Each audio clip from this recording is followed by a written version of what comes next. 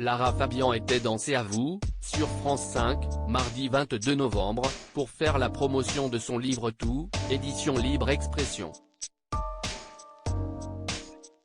Un ouvrage dans lequel elle partage de nombreuses recettes illustrées, des photos intimes mais dans lequel elle raconte aussi ses déceptions sentimentales, et notamment ce jour, en 1988, où elle était désespérée en rentrant de Dublin, où avait lieu le concours Eurovision de la chanson, note de la rédaction, comme l'explique Anne-Elisabeth Lemoine.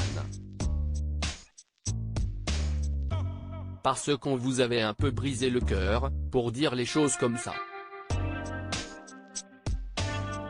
A précisé ensuite l'animatrice, avant de laisser la star belgo-canadienne s'exprimer sur cette douloureuse période. J'étais tombée amoureuse de la mauvaise personne, au mauvais endroit, s'est-elle souvenue, en faisant ici référence à son ancienne histoire avec un certain Roi Taylor, un homme marié qui avait des enfants.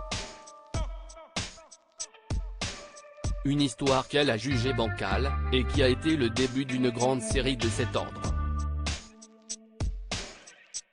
Car en effet, au début des années 90, elle fait la rencontre de l'auteur-compositeur Rick Allison, tombe amoureuse, mais là aussi, finit par être déçue. Une rupture qui lui a notamment inspiré son célèbre titre Tout, sorti en 1996.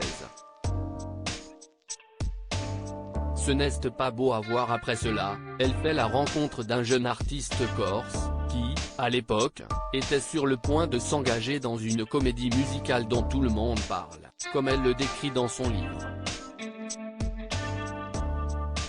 Nul ne doute qu'elle parle alors ici de Patrick Fiori et Notre-Dame de Paris, même si elle ne souhaite pas les nommer expressément. J'ai la sensation que mon cœur respire, avait-elle ressenti lors de leur rencontre dans un petit restaurant merveilleux, la table du marché. Mais, à l'image de ses précédentes expériences avec les hommes, la magie a de nouveau fini par s'estomper. Une fin tragique, qui s'est produite lors du passage à l'an 2000. Lors d'une émission produite par un des pontes de la télé française qui célèbre la fin de l'année de cette nouvelle ère, il y a une dernière tentative de réparer les pots cassés. En vain. Cela se solde par un scandale public, partage-t-elle dans son livre, ajoutant alors que cette fête de fin d'année a tourné au film d'horreur. L'an 2000 est pour elle un nouveau siècle qui ne ressemble à aucune de ses promesses. Un souvenir douloureux pour la chanteuse. Je me revois.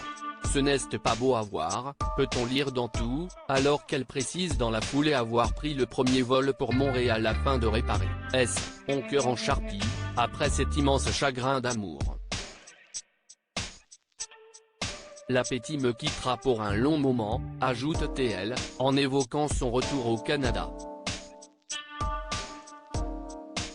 Quelques années plus tard, en 2006, Lara Fabian fait la rencontre du producteur et compositeur Gérard Pulicino, dont elle est désormais séparée. Il est le père de sa fille Lou. Malgré toutes ses déceptions amoureuses, Lara Fabian a fini par trouver le bonheur avec Gabriel Di Giorgio, avec qui elle est mariée depuis l'été 2013.